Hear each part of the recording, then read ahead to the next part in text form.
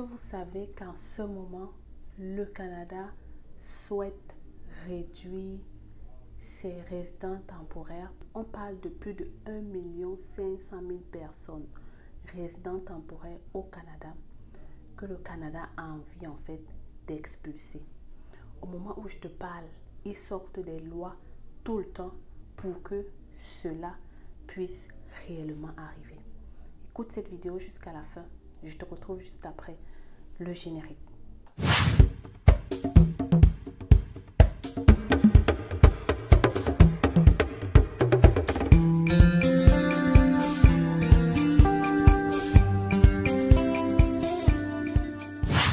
Alors hier, durant mon live, pour ceux qui ne me suivent pas encore sur TikTok, allez le faire parce que je fais des lives presque à chaque jour et on parle de différents sujets.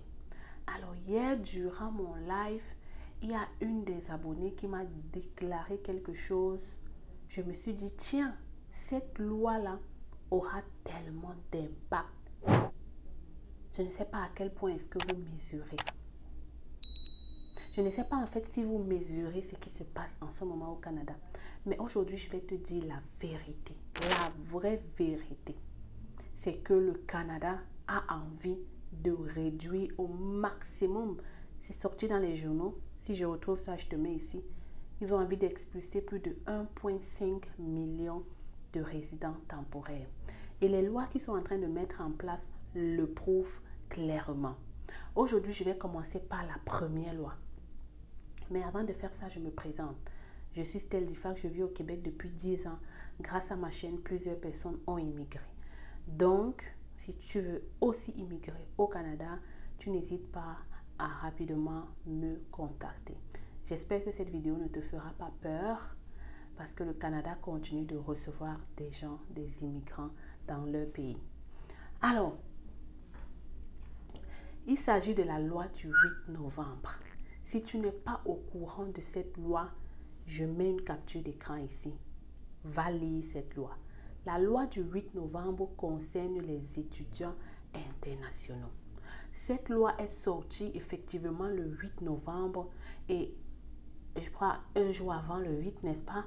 Et elle disait concrètement que dorénavant, si tu es au Canada, même pas si tu es, dorénavant, si tu souhaites changer d'établissement d'enseignement postsecondaire, il faudra demander un nouveau permis d'études. C'est la catastrophe. Oui, c'est la catastrophe. Pourquoi c'est la catastrophe? C'est que plusieurs personnes, premièrement, ne sont pas au courant de cette loi. Cette loi est sortie en octobre ou novembre, en fait. Et personne ne s'attendait à ça. Là où c'est grave, c'est que ça touche même ceux qui sont déjà au Canada. Je t'explique comment. Admettons que tu es arrivé au Canada. Pour X ou Y raison, tu n'as pas étudié pendant la première session et ensuite, possiblement ton admission n'était plus fonctionnelle et donc tu as décidé de changer d'établissement et tu as trouvé une nouvelle admission qui devait commencer en janvier. Et tu avais déjà payé l'admission, d'autres même avaient déjà payé les frais de scolarité. Et donc, ils se retrouvent en novembre. La rentrée, c'est en janvier. On leur dit, tiens, dorénavant, tu dois demander un nouveau permis d'études. Et ce permis d'études que tu vas demander là sera évalué profondément pour savoir, en fait, si on doit encore te donner ce permis ou pas. Parce que quand on fait une demande de permis d'études, tu peux avoir un refus ou tu peux avoir une acceptation. Et si tu as un refus de visa, le premier permis, un refus de permis d'études parce que tu as déjà le visa, sache que le premier permis d'études ne sera plus valide. Oui, les amis, c'est là que c'est la catastrophe parce que ça craint. Ça craint pour toutes ces personnes-là. Que faire? Est-ce que je m'aventure à aller demander ce nouveau permis d'études? Ou alors, et si je demande et on me refuse, qu'est-ce que je vais faire? C'est vraiment grave. Hier, je t'ai publié une vidéo. En fait, il y a quelques jours, je t'ai publié une vidéo sur les travailleurs étrangers temporaires que le gouvernement a aussi changé la loi. disant que les employeurs n'ont pas droit à plus de 20% de travailleurs étrangers temporaires dans leur masse salariale. Aujourd'hui, le 8 novembre encore, ils ont sorti une loi pour les étudiants internationaux. Est-ce que vous ne comprenez pas où est-ce qu'ils sont en train de s'en aller?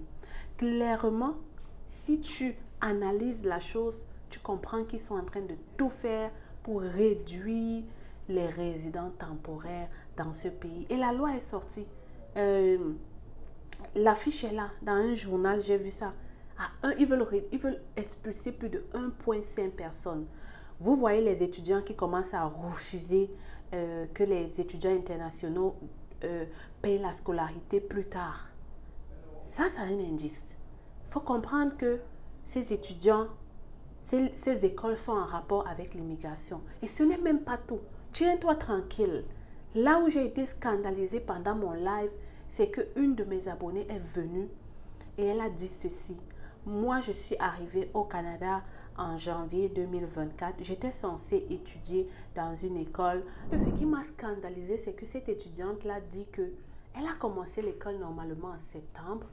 Et puis, subitement, l'école la contacte pour lui dire que Immigration a envoyé une liste des étudiants qui ne sont pas censés, qui n'ont pas respecté leurs conditions de séjour, et elle fait partie de ces étudiants-là. Wow! Depuis quand? Depuis quand il y a ce genre de message que l'immigration se permet d'envoyer aux écoles? Comprenez qu'en ce moment, ils n'ont pas du tout envie de blaguer. Ils sont très concentrés sur vous. Ils sont très concentrés sur les étudiants, sur les résidents temporaires. Ils ont envie de vous réduire au maximum et je vous assure, ils sont en train de tout mettre en place pour le faire.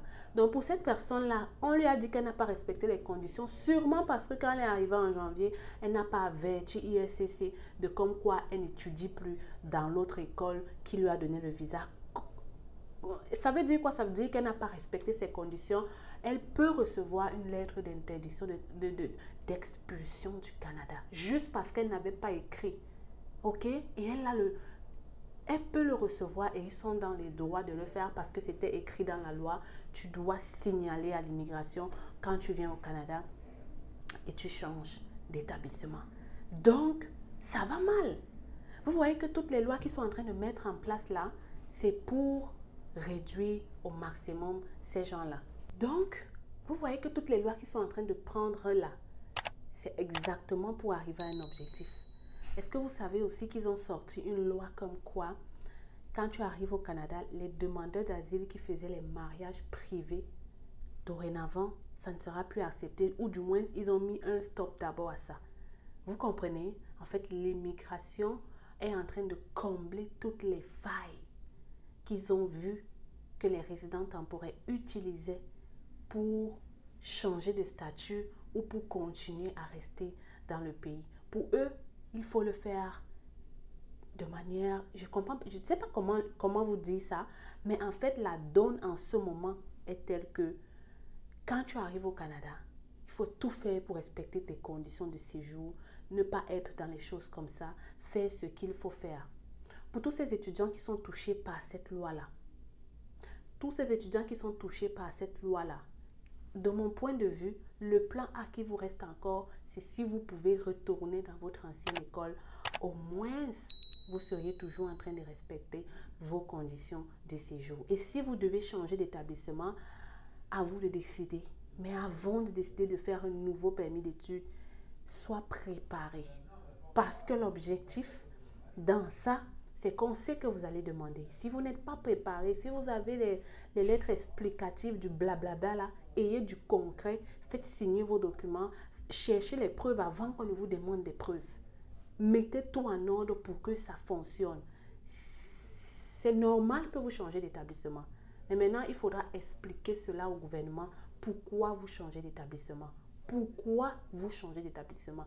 Qu'est-ce qui vous fait... Vous êtes arrivé, vous avez dit que non, je préfère ce métier-là. J'ai toujours voulu faire cette formation-là. C'est la meilleure formation que j'ai rêvé de toute ma vie. Et maintenant, pourquoi vous arrivez et vous changez de formation? Il faudra expliquer au gouvernement pourquoi vous avez changé de formation. Et il faudra que ça tienne la route. Donc, les nouveaux arrivants là, sachez que si tu es résident temporaire en ce moment au Canada, fais attention à tout ce que tu fais. Fais ce qu'il faut faire bien. De toutes les façons, je vous attends le 21 décembre à Montréal. J'organise un événement pour toi, n'est-ce pas? Viens, on pourra discuter, avoir un entretien privé. On pourra surtout parler de finances avec Desjardins, des impôts avec notre fiscaliste et plein d'autres activités. On pourra joindre l'utile et l'agréable. Il faut déstresser. Ce jour, je te permets donc, après avoir discuté avec toi, de déstresser. Je t'attends le 21 décembre à Montréal. Prends ton ticket rapidement parce que c'est juste dans quelques jours, n'est-ce pas? Pick up. Au Canada, depuis quelques jours, quelques semaines ou des mois et tu n'arrives pas à trouver un emploi, ou encore tu es là depuis 1 an et tu n'arrives pas à trouver un emploi dans ton domaine parce que c'est un métier réglementé, suis-moi, j'ai une bonne nouvelle pour toi. Alors les nouveaux arrivants, je vous propose de vous joindre à moi le 21 décembre. J'organise un événement pour vous, événement de réseautage mais aussi d'emploi. Ce jour, je vais te montrer les stratégies, les conseils, les astuces pour réussir ta recherche d'emploi au Canada. Plus encore, je serai là avec notre partenaire financier Desjardins pour t'apprendre plus sur le crédit, investissement immobilier et d'autres encore. Donc, cet événement, tu ne dois le rater pour rien au monde. Viens donc te joindre à moi et ça me ferait un plaisir d'avoir un entretien en privé avec toi pour discuter de ton projet au Canada. Il y aura un bal de nouveaux arrivants. Vous n'avez pas idée de ce qui vous attend. Franchement, venez, on va travailler dans la bonne ambiance. On se retrouve là-bas, n'est-ce pas? Big up.